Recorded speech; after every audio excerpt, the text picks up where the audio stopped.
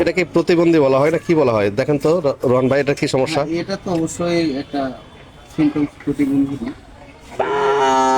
এটা বিরল। বিরল না? বিরল। একটু ভালো করে দেখান, একটু ভালো করে দেখান।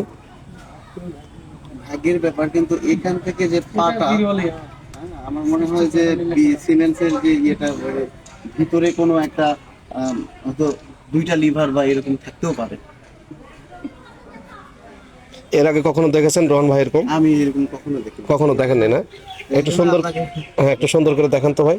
এই যে পায়ের পুরো থেকে শুরু করে টোটালি একটা পা, একটা পা এবং সাধারণত চারটা পা থাকে, এবং অস্বাভাবিকতা আমি তিনটা পা দেখছি ভাই, হুম। যে হয়তো কোনো কারণে একটা পা ছিল না, কিন্তু একটা গরুর পাঁচটা পা এবং একটা পা পিঠের উপরে, এটা অবশ্যই আল্লাহর একটা ইচ্ছা এবং বিরল একটা সৃষ্টি।